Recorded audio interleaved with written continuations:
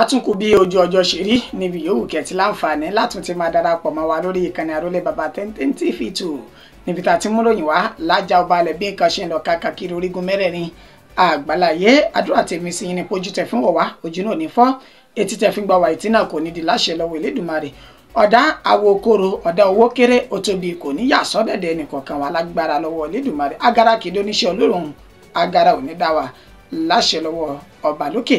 Ìròyìn fún ti àsìkò yìí náà látún mọ́ aṣojú mọ́ máwòrán adétìgbọ̀ ìtẹ́jọ́ olólùfẹ́ mi lórí ìkànnì yìí nígbà tí orúkọ oníròyìn tí ò yí padà àyànfẹ́ Elédùmarè òun ló kọ tèmi ń jẹ́. ẹ já wo kókó tí bẹ́ẹ̀ nù ròyìn fún tàsìkò yìí ṣáájú ẹ̀kúnrẹ́rẹ́ rẹ̀. Gómìnà ìpínlẹ̀ Èkó Babájídé Sanwó-Olú ti sísọ lójú ìfilọ́lẹ̀ támínà tuntun èyí tó wà lábúlé Ẹ̀gbá fún ìrọ̀rùn àwọn awakọ̀ BRT lÉkòó. Àjọ tó ń gbógun ti gbígbé àti lílo egbògi olóró nílẹ̀ yìí ti ní kí ọ̀gá àgbà ti àjọ ọ̀hún ní ìpínlẹ̀ Kaduna lọ rọ́kúnlé nígbà díẹ̀ náà lẹ́yìn tán ṣekú pa ọ̀kan lára àwọn òṣìṣẹ́ rẹ̀ ní ìpínlẹ̀ ọ̀hún. Kàyéfì lọ́rọ̀ bàbá ẹni ọdún 84 ẹni tí ó lọ rẹ̀ ṣe ìforúkọsílẹ̀ ìdánwò jáàmbù ó ní òun fẹ́ mú àlá rere òun ṣẹ. Ìjà tún ti bẹ́ sílẹ̀ láàrin ìran Haúsá àti Fúlàní ní ìpínlẹ̀ Jigawa. Ènìyàn 2 ló ti jáde láyé nígbà tí ọ̀pọ̀ míì tí wọ́n fi ara pa. Bẹ́ẹ̀ ni ní ìpínlẹ̀ Kaduna ọwọ́ àwọn agbófinró ti tẹ ògbólógbòó agbésùmọ̀mí tó ń da ìpínlẹ̀ náà láàmú. Kò tán síbẹ̀, ìpínlẹ̀ Katsina ni mo tún rè báyìí. Ikú ti pa olórí ikọ̀ agbésùmọ̀mí mìíràn ní ibẹ̀. Òṣèré orí ìtàgé Halima Abubakar ló bú sẹ́kún gbagada síta tó sì ń bẹ àwọn ọmọ orílẹ̀-èdè Nàìjíríà fún ìrànlọ́wọ́ wọn. Ó tún fi ẹ̀sùn kan àwọn akẹgbẹ́ rẹ̀ tọ́jọ́ ń ṣeré ìtàgé wípé wọ́n pa òun tì lásìkò ètò àìlera rẹ̀. Olùdámọ̀ràn fún ìjọba àpapọ̀ lórí ètò ààbò orílẹ̀-èdè Nàìjíríà ti kó àwọn ènìyàn tó dóòlà kúrò lákàtà àwọn ajínigbé lé ìjọba ìpínlẹ̀ Kaduna lọ́wọ́. Iléeṣẹ́ ọlọ́pàá ìpínlẹ̀ Kwara ti gbé apààyàn àlùfáà èké tó ṣekú pa ọmọlé ẹ̀kọ́ gíga relé ẹjọ́ pẹ̀lú àwọn 4 míì tán jẹ́ ọ̀daràn bákan náà. Ìròyìn náà rèé ní ẹ̀kúnrẹ́rẹ́ báyìí. Gómìnà ti ìpínlẹ̀ Èkó Babájídé Sanwó-Olú ló ti sísọ lójú ìfilọ́lẹ̀ támínà tuntun tó wà ní abúlé Ẹ̀gbá. Gẹ́gẹ́ bí olùdámọ̀ràn fún gómìnà ọ̀hún nípa ètò ìròyìn Jubril Gawati tó fi sójú òpó ayélujára X níbi tó ti sọ dímọ̀ wípé gómìnà ní ìpínlẹ̀ Èkó arákùnrin Babájídé Sanwó-Olú ló darapọ̀ máwọn ènìyàn lásìkò tán ṣe ìsísọ lójú támínà tuntun ti BRT tán kọ́ sí abúlé Ẹ̀gbá. Ó ní ibi támínà yìí ó ní yóò jẹ́ kí lílọ àti bíbọ̀ ọkọ̀ BRT kó túnbọ̀ gbèrú sí i kí ìfàyàbalẹ̀ àti ìtẹ̀síwájú rere kó sì tún lè bá àwọn ènìyàn tí wọ́n gun ọkọ̀ àti àwọn tí wọ́n wa ọkọ̀ BRT ní ìpínlẹ̀ Èkó nígbà tí gómìnà Babájídé Sanwó-Olú tó ṣe bẹ́ẹ̀ kúrò ní ibi ìfilọ́lẹ̀ ìtàn ló bá fi òkò kan tó fi pa ẹyẹ 2 pẹ̀lú ẹni tó jẹ́ igbákejì rẹ̀ Hamzati tí wọ́n jọ ṣe àbẹ̀wò sí ilé olóyè Ayọ̀ Adébánjọ ètò di olóògbé láti lọ bá àwọn mọ̀lẹ́bí rẹ̀ kẹ́dùn lórí ìpapòdà bàbá olóyè Adébánjọ náà. Fídíò náà rèé, ẹ jẹ́ ká mọ̀ ṣe àfihàn rẹ̀.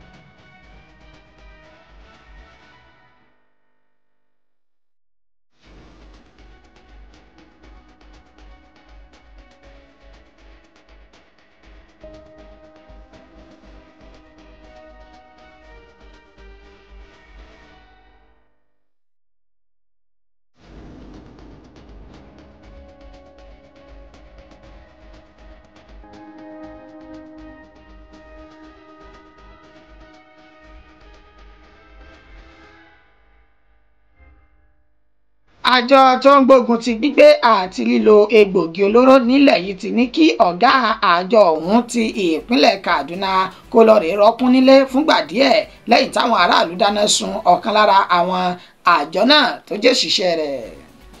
Gẹ́gẹ́ bí ìròyìn náà bí ó ṣe ti ń tẹ̀ wá lọ́wọ́,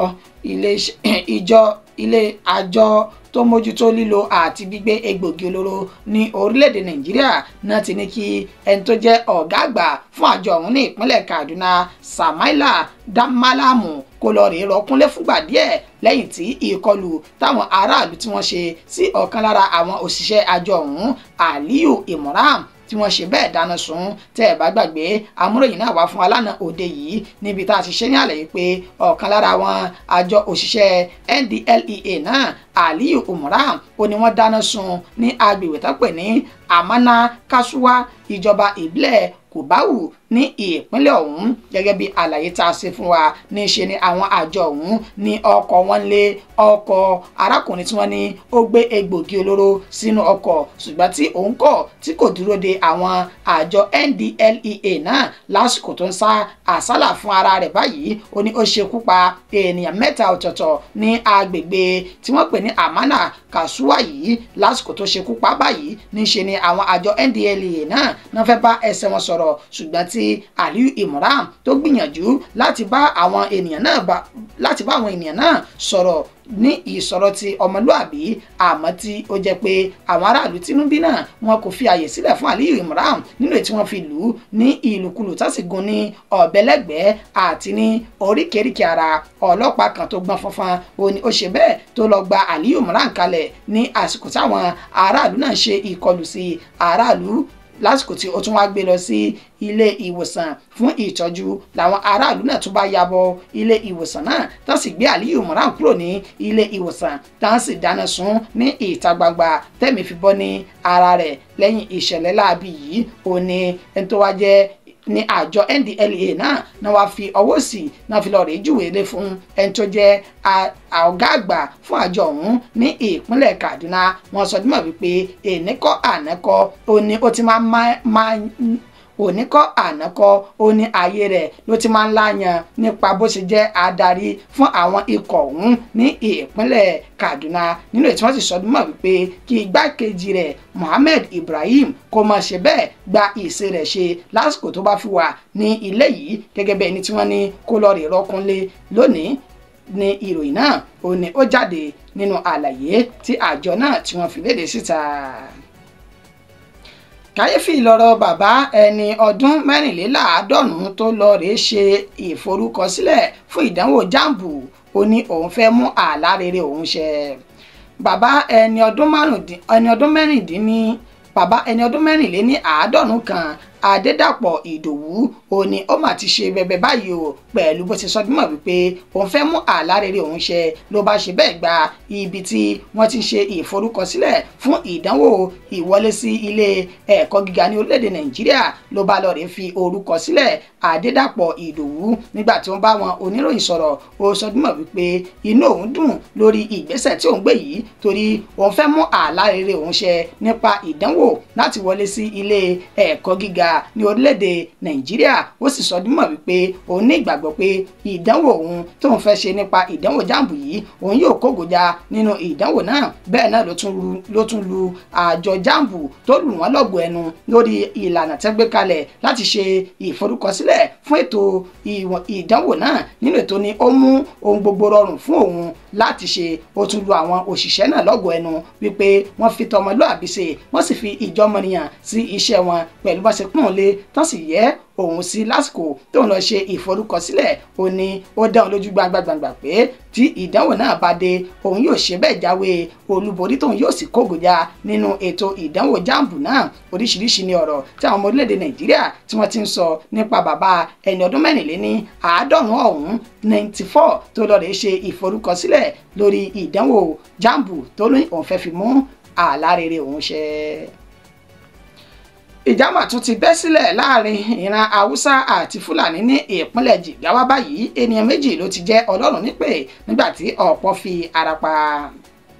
Lábúlé tí wọ́n pè ní Àgúfá, ìjọba ìbílẹ̀ Mìgá ní ìpínlẹ̀ Jigawa ó ní ìṣẹ̀lẹ̀ náà ni ó ti wáyé lánàá tí ń ṣe ọjọ́ 17 oṣù kejì ọdún tá a wà yìí ní nǹkan bí dédé agogo 2 ọ̀sán ó kù ìṣẹ́jú 15 kí ó lù ó ní wọ́n ní ìjà náà ó bẹ́ sílẹ̀ nínú àlàyé tí wọ́n ṣe wọ́n ní ìran Fúlàní ó ní wọ́n ń jayé ọlọ́ba pẹ̀lú àwọn Haúsá náà tí wọ́n sì ti jọ ṣe ìkìlọ̀ fúnra wọn nínú èyí tí wọ́n ti lọ fi ẹjọ́ sun àwọn àjọ civil defence lórí ọ̀rọ̀ náà wọ́n sọ dímọ̀ pé àwọn àjọ civil defence ọ̀hún ó ní wọ́n bẹ ní gbogbo kọ̀rọ̀kọ́ndù agbègbè tí ìṣẹ̀lẹ̀ náà ti ṣẹlẹ̀ ṣáájú kí ìṣẹ̀lẹ̀ ọ̀hún kó tó búrẹ́kẹ́ nínú èyí tí wọ́n sọ dímọ̀ wípé wọ́n ti jọ ń tàhùn síra wọn láti bí ọjọ́ mélòó kan àmọ́ níṣe ni agbára àjọ civil defence náà kò ká ọ̀rọ̀ náà mọ́ kó tó di pé àwọn ọlọ́pàá wọ́n padà wá dé sí ibi tí ìjà náà tí ó ti bẹ́ sílẹ̀ ohun tó ṣokùnfà ìjà ọ̀hún láàrin àwọn méjì ó ní wọn kò lè sọ pàtó rẹ̀ ṣùgbọ́n wọ́n sọ dímọ̀ wípé àwọn Fúlàní darandaran ó ní wọ́n ti jẹ gàba lé àwọn lórí tí wọ́n sì ń ṣe bí ọba nínú ètí inú fi bí àwọn ìran Haúsá náà tọ́jọ́ gbójú ìjà síra wọn ní tí wọ́n fi bá ara wọn jà ó ní wọ́n pè ní ọkọ̀ èyí tí a mọ̀ sí arò nínú ètí wọ́n sọ dímọ̀ wípé wọ́n ń ta mọ́ra wọn lọ́tún lọ́sì tó sì ń jù sí ara wọn ní ọ̀tún lọ́sì nígbà tí wọ́n sọ dímọ̀ wípé àwọn 4 ọ̀tọ̀ọ̀tọ̀ láti ìran Haúsá ó ní wọ́n fi ara gbọgbẹ́ níbi tí wọ́n ti dárúkọ Muhammadu Haruna ẹni 50 ọdún Umaru Shiroma ẹni 30 ọdún Yunusa Usmanu ẹni 40 ọdún àti Garuba Musa ẹni ọdún 27 nílò tí wọ́n fi ara pa yamayama wọ́n gbé wọn lọ sí ilé ìwòsàn àpapọ̀ tí wọ́n pè ní Jahun ní ìpínlẹ̀ Jigawa náà labala títa àwọn Fúlàní darandaran àwọn méjì ó ní wọ́n ṣe bẹ́ẹ̀ jẹ́ Ọlọ́run nípè nígbà tí wọ́n dárúkọ Betty Shanu ẹni ọdún 27 Yunusa Isa ẹni ọdún 19 tí àwọn míì tí wọ́n tún fi ara gbọgbẹ́ níbi tá a ti rí Muhammadu Isa ẹni ọdún 17 tí ó fi ara pa látàrí ìṣẹ̀lẹ̀ ọ̀hún wọ́n gbé gbogbo wọn lọ sí ilé ìwòsàn ṣùgbọ́n ẹ̀pà kò bóró mọ́ fún àwọn méjì tí àkọ́kọ́ dárúkọ yìí tán ti gba èkúrú jẹ lọ́wọ́ ẹbọra àwọn agbófinró ní ìpínlẹ̀ Jigawa wọ́n ní àwọn ti wà ní agbègbè náà o láti pẹ̀tù sí ìjà tó ń lọ lọ́wọ́ láàrin àwọn ènìyàn ọ̀hún.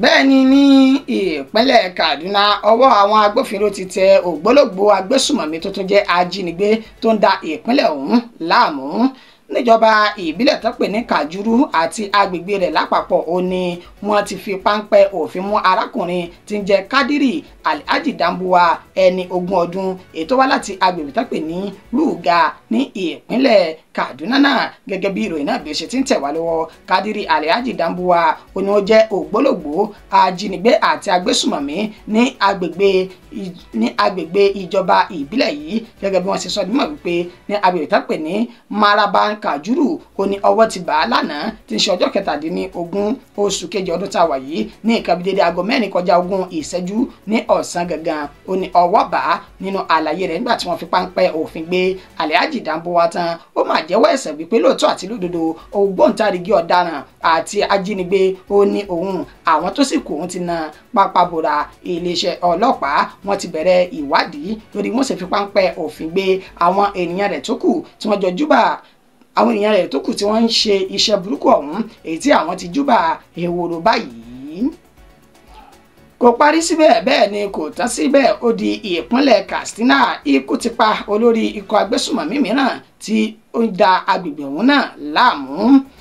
ìròyìn tó jáde ni pé ikọ̀ àwọn ọmọ ogun ilẹ̀ yìí 17 Brigade pẹ̀lú àjọṣepọ̀ àwọn ọmọ ogun ojú òfurufú ti ìpínlẹ̀ Katsina ó ní wọ́n ti fi ẹ̀yìn ògbóǹtarìgì aléwájú ikọ̀ agbésùmọ̀mí Kamilu Chiroma tọ́pọ̀lọpọ̀ túmọ̀ sí Buzaro tí wọ́n sọ dímọ̀ wípé wọ́n ti fi ẹ̀yìn rẹ̀ janlẹ̀ báyìí nínú ìkọlù èyí tí wọ́n ṣe sí pẹ̀lú àwọn ọmọ ẹ̀yìn rẹ̀ tí wọ́n ti fi ẹ̀mí wọn ṣòfò dànù látàrí ìkọlù tí àwọn ọmọ ogun ilẹ̀ yìí àti àjọṣepọ̀ àwọn ọmọ ogun ojú òfurufú èyí tí wọ́n ṣe sí lórí àpáta tó pè ní Dargaza ní agbègbè tó pè Maidabino B-Ward ìjọba ìbílẹ̀ Damusa ní ìpínlẹ̀ Katsina lẹ́yìn ìròyìn tó jáde sétí ìgbọ́ àwọn ọmọ ogun lẹ̀ wípé ọ̀daràn náà Kamilu Chiroma àti àwọn ẹmẹ̀wà rẹ̀ tán jẹ́ agbésùmọ̀mí ó ní wọ́n ti pèlò ohun ìjà olóró kalẹ̀ láti fi ṣe ìkọlù sí àwọn ọmọ ogun lẹ̀ yìí ṣùgbọ́n ẹni yára ó ní ogun gbé lẹ́yìn tí wọ́n ṣe bẹ́ẹ̀ ṣe àyẹ̀wò agbègbè tí ìròyìn náà ti jáde yìí wọ́n rí dájúdájú gbàǹgbà wípé lóòótọ́ àti lódodo ó ní Kamilu Chiroma yìí ló ti pèsè ohun ìjà olóró kalẹ̀ láti ṣe ìkọlù sí àwọn èyí tó mú kí ikọ̀ ọmọ ogun lẹ̀ yìí pẹ̀lú àjọṣepọ̀ àwọn ọmọ ogun ojú òfurufú kí wọ́n ṣe ìkọlù tó sì ju àdó olóró sí ibi tí àwọn ènìyàn yìí wà àdó olóró náà dún gbàmù ló bá ṣekú pa olórí àwọn agbésùmọ̀mí Kamilu Chiroma àti àwọn ọmọ ẹ̀yìn rẹ̀ tí gbogbo wọn sì ṣe bẹ́ẹ̀ gba èkúrújẹ lọ́wọ́ ẹ̀bọ̀ra ikọ̀ ọmọ ogun lẹ̀ yìí ni àwọn ò ní tẹ́tìsẹ́ láti máa fi ikú tó yáwó pa àwọn agbésùmọ̀mí tí wọ́n fẹ́ kàlàáfíà kó jọba lórílẹ̀‐èdè Nàìjíríà. Òṣèré orí ìtàgé Halima Abubakar ló bú sẹ́kún gbàgàdà lórí ayélujára ó fi ẹ̀sùn kan àwọn akẹgbẹ́ rẹ̀ pé wọ́n pa òun tì lásìkò àìlera rẹ̀ nígbà tó sì ń bẹ̀bẹ̀ fún ìrànlọ́wọ́ àwọn ọmọ orílẹ̀-èdè Nàìjíríà lórí àtìlẹ́yìn wọn nípa ètò ìlera rẹ̀ tó kù díẹ̀ káàtó.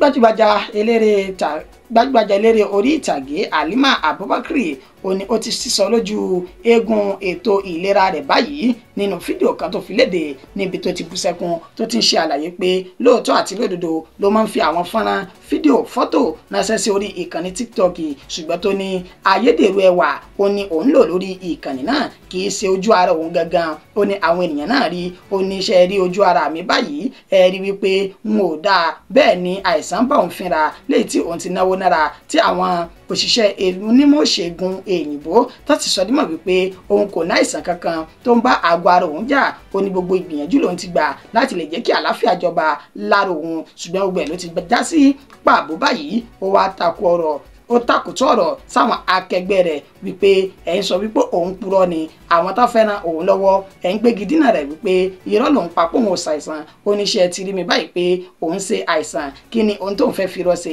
sóun yóò máa parọ́ àìsàn mọ́ ara òun ni ọ̀rọ̀ pọ̀ nínú ìwé kọ́bọ̀ èyí tó gbomijé lójú Halima Abubakar nínú ìta ṣe àfihàn rẹ̀ fún wa tájọ fojú ló ń jẹ lórí ẹ̀.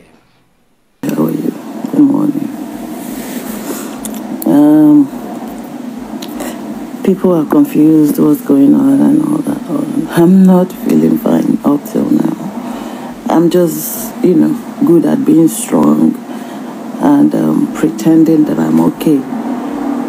This is me. But every day you see me post picture with, filter. That is a filter on TikTok. Not, this is how I look. Because I don't want to post picture looking like this. And some of you will be laughing. What is funny? Look at me. Will I be? What other thing do I need to say? Why would somebody say I am lying? Lying about what? That I'm sick? Yeah, I go to hospital. I actually go to Turkish hospital, which is one of the biggest in Nigeria. I don't look okay. This is not me.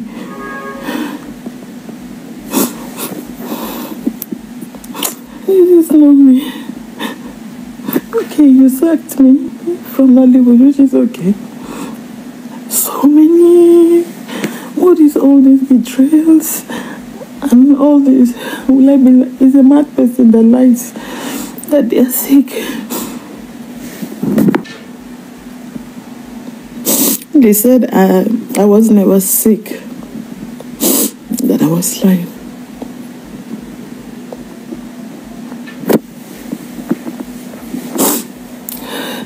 I was in the village for more than 1 year. I moved here recently.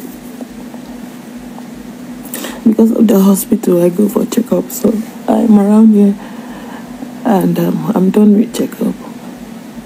There is nothing wrong with me medically now.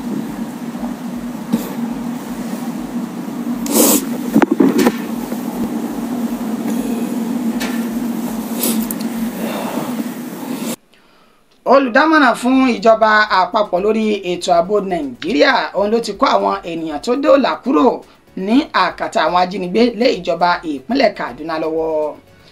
kò dín ní ènìyàn mọ́kàndínlọ́gọ́ta 59 tí wọ́n dóòlà kúrò ní àkàtà àwọn ajínigbé báyìí, èyí tí iléeṣẹ́ tó ń gba ìjọba àpapọ̀ nímọ̀ràn lórí ètò ààbò the National Security Adviser Nuhu Ribadu tó ti ṣe bẹ́ẹ̀ tó ti fà wọ́n lé ẹni tó jẹ́ gómìnà àti ìjọba ìpínlẹ̀ Kaduna lọ́wọ́ báyìí ní olùléeṣẹ́ olùdámọ̀ràn náà fún ìjọba àpapọ̀. Ó ní ọ̀rọ̀ náà ti wáyé lénìí tí ń ṣe Àbújá, níbi tí wọ́n ti sọ bímọ wípé àwọn ènìyàn tí àwọn dóòlà kúrò lákàtà àwọn ajínigbé yìí ó ní wọ́n ti lò tó bí oṣù 4 gbáko ní àkàtà àwọn ajínigbé lọ́kùnrin àti lóbìnrin wọn, pẹ̀lú akitiyan àti àṣẹ tó wá látòkè inú láti ọ̀dọ̀ ààrẹ Bọ́lá Ahmed Tinubu wípé káwọn gbé ìgbésẹ̀ lórí báwọn yóò ṣe gba àwọn ènìyàn náà kalẹ̀. Ó ní akitiyan náà tó fi so èso rere tó fi gba àwọn ènìyàn tí kò dín ní mọ́kàndínlọ́gọ́ta kalẹ̀ kúrò ní àtìmọ́lé, kúrò ní àkàtà àwọn ajínigbé ọ̀hún tí wọ́n ti jí wọn gbé láti bí oṣù 4 sẹ́yìn. Fídíò náà rèé, ẹ̀jẹ̀ ajẹyẹ̀wò. Some of them have been with the bandits for about 4 months. Different periods in between, but the most period has been 4 months.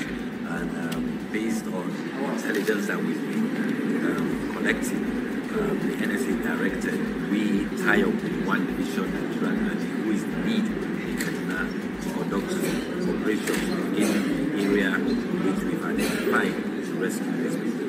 One division was the lead in this operations. Clearly, where were you taken? Where were you taken? General regional area. You were taken? Yeah. Due to the pressure from our security forces, the bandits abandoned them and ran for their lives. And we were able to pick most of them from those camps, and the others found their way to major road and police checkpoints. Ẹ káàbọ̀ padà. Iléeṣẹ́ ọlọ́pàá ní ìpínlẹ̀ Kwara ti gbé apààyàn àlùfáà èké tó ṣekú pa ọmọlé ẹ̀kọ́ gíga ní ìlú Ìlọrin lọ sí ilé ẹjọ́ báyìí. Lẹ́ni tí ń ṣe ọjọ́ 18 oṣù kejì ọdún tá a wà yìí, ó ní iléeṣẹ́ ọlọ́pàá ní ìpínlẹ̀ Kwara wọ́n ti gbé ọ̀daràn mọ́ràn èyí tó ṣe bẹ́ẹ̀ ṣekú pa akẹ́kọ̀ọ́ onípele kẹyìn ní ilé ẹ̀kọ́ gíga ti ìpínlẹ̀ Kwara náà ti gbé lọ sí ilé ẹjọ́ báyìí pẹ̀lú àwọn ènìyàn 4 tí wọ́n jọ mọ̀ nípa ọ̀rọ̀ náà. Tí ẹ bá gbàgbé bí ìròyìn náà ṣe ń jà káàkiri orí ayélujára, níbi tí wọ́n ti ń ṣe àfihàn arákùnrin tí wọ́n pe orúkọ rẹ̀ ní Mad Bello, èyí tí ó jẹ́ wípé ó ní ọ̀daràn tó ṣekú pa arábìnrin tó jẹ́ akẹ́kọ̀ọ́ onípele ìgbẹ̀yìn ní ilé ẹ̀kọ́ gíga ti ìpínlẹ̀ Kwara. Afsọ Lawal Yetunde, ilé ẹjọ́ ló ti gbà lóǹtẹ̀ báyìí lẹ́ni pẹ̀lú àwọn 4 ọ̀tọ̀ọ̀tọ̀ tí wọ́n jọ mọ̀ nípa ọ̀rọ̀ náà, níbi tí wọ́n ti dárúkọ Ahmed Abdulwasiu ẹni ọdún 41 àti òṣìṣẹ́ New Life kan ètò orúkọ rẹ̀ jẹ́ Sulaiman Muhyiddin, pẹ̀lú Jamiu Usman ẹni ọdún 29 àti Abraman Jamiu, tí a ní àwọn 4 yìí náà ti jẹ́wọ́ ẹ̀ṣẹ̀ wípé ìjọ kan làwọn táwọn máa ń jiyàn gbé, táwọn sì máa ń ṣekú pààyàn, táwọn sì tún máa ń digunjalè. Ó ní bẹ́ẹ̀ ni àwọn sì ṣe bẹ́ẹ̀ ṣekú pa arábìnrin tó jẹ́ akẹ́kọ̀ọ́ onípele ìgbẹ̀yìn yìí, ṣùgbọ́n nígbà tí ọ̀daràn gangan tó jẹ́ olórí afurasí ọ̀hún tó kọ̀ jálẹ̀ wípé òun nìkan ló ń ṣiṣẹ́ burúkú ọ̀hún, páwọn tó kù mọ̀ nǹkan kan nípa rẹ̀. Fídíò bó ṣe wà nílé ẹjọ́ náà á ṣe àfihàn rẹ̀ fún yín tájọ yẹ̀ wò.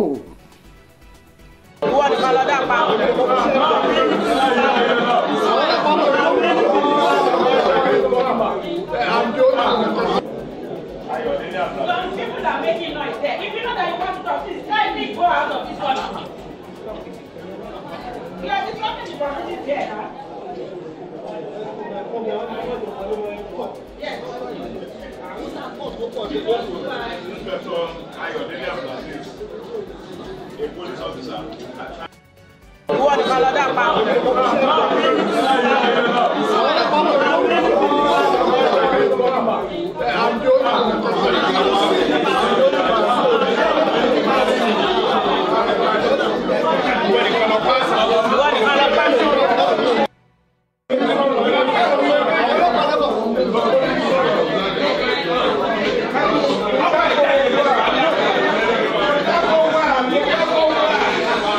Ẹ káàbọ̀ padà. Wọ́n ní kì í dùn kọ́pọ̀ ṣókí ó ní ọbẹ̀ oge mọ̀ọ́dẹ̀mọ́gẹ̀ fìlà kí n kọjá ìpéǹpéjú tó bá ti di bẹ́ẹ̀ bàbá sí ò sí nǹkan láyé máa ń bínú akíníyàn wípé ẹ̀ṣẹ̀ ọlákẹ̀ṣẹ̀ ń tẹ́ bá wa jẹ́ kó àìbínú títí di ìgbà tátù padà máa fún wa ní ìròyìn míì lórí ìkànnì tájọ wà yìí ó kọ́ mi ò ní yí padà mo kí wa pọ́ dàárọ̀ oorun ayọ̀ lásùn